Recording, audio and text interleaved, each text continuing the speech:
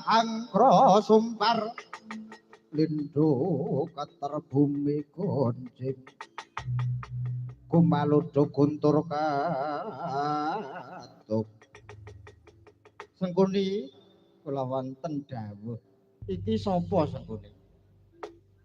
menika Bratasena Bratasena kuwi Pandhawa apa Udu nggih Pandhawa lho jare Pandhawa mau wis mati dadi awu Sengkuni lah menika lak jare wong nyatane kita sik meger-meger menika lak nggih alhamdulillah nyatane para Pandhawa tasih waras wiris dirga yuswa menika kanugrahan saking Gusti Kang Maha Suci lak nggih ngaten jare mau wis mati dadi awu lah menika lak jare nyekseni Sengkuni alah menika lak nggih jare Sena wah ana dawuhmu kakekku Basuki tekamu Sena ya basaku tampanana iya ya Sena tak tampa ya mung pangestuku banyu mili ya Sena ya tak tampa Paman Prabu Desrarastra Ger Sena Bratasena iki ya anakmu Bratasena kang mapan ana ngarepanmu Rahayu Bratasena ya pangestumu basaku tampanana Sena Dirgayuswa Sena ya pangestumu mentas napa kabar apa kabeh kok najena Dirgayuswa marang Bratasena ngene Sena kabar kang sumebar jare mbok bakul sinambiwara kuwi para Pandhawa dalah Ibu Kunthi Talibrata pusirna margalayu sebab bali sigala-gala dadi awu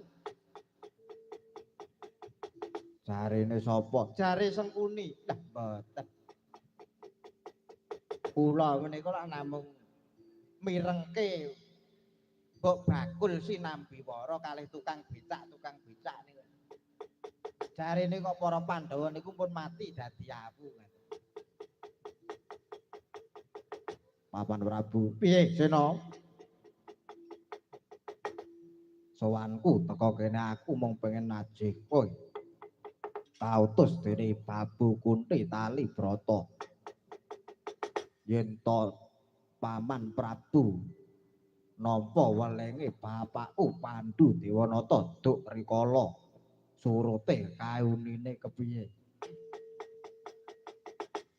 bapakmu Yayi Pandhu Dewanata titip palungguhan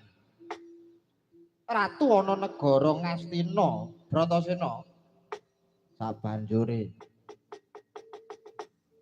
lamun para Pandhawa wis gedhe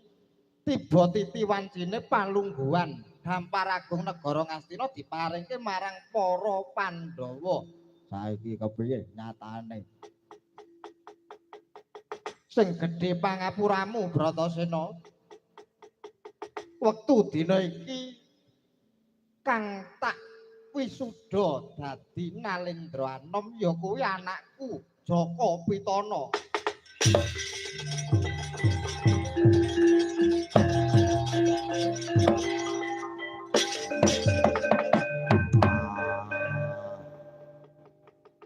yen to pancen mangkono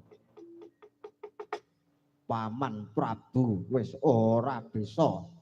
netepi darmane ratu